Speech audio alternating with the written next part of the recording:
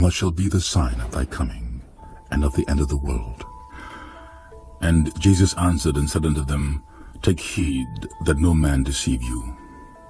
For many shall come in my name, saying, I am Christ, and shall deceive many. And ye shall hear of wars and rumors of wars. See that ye be not troubled. For all these things must come to pass, for the end is not yet. For nation shall rise against nation, and kingdom against kingdom. And there shall be famines and pestilences and earthquakes in divers places. New storm Michael is barreling toward Florida. The governor issuing a state of emergency as it strengthens. At least 7 people are dead and 130 others wounded after a 5.9 magnitude earthquake struck Haiti last night. There is growing desperation among Indonesians who survived the devastating earthquake and tsunami. The death toll has risen to more than 1,400. All these are the beginning of sorrows. It's an invasion of monster mosquitoes. They're all in the window. They're just waiting to attack. The gigantic insects are 3 times the size of a normal mosquito. They are wreaking havoc across North Carolina in the aftermath of Hurricane Florence. There's going to be some radical changes. Wildlife officials in BC are trying to figure out why dozens of birds literally dropped from the sky dead. Witnesses say they'd never seen anything like it. I could describe it as kind of like an Alfred Hitchcock weird, literally. It's hard to believe what happened, except for hints on the ground. It was last Friday at dusk.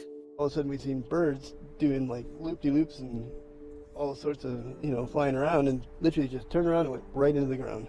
Kevin Beach and his pal Sean Phillips were driving when the flock of birds fell out of the sky and hit the pavement. The pair pulled over to investigate. The birds were twitching and they were in blood spots, like little pools of blood here and there. Like they hit the ground hard.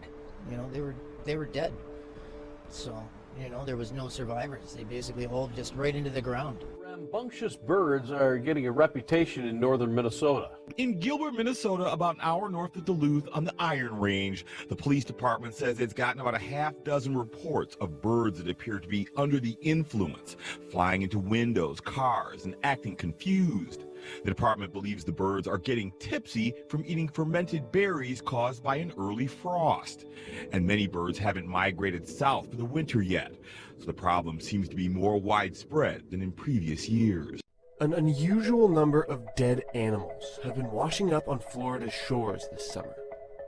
The cause of these terrible scenes? A toxic algal bloom known as red tide. Florida is no stranger to red tide. These harmful The problem has plagued coastal communities.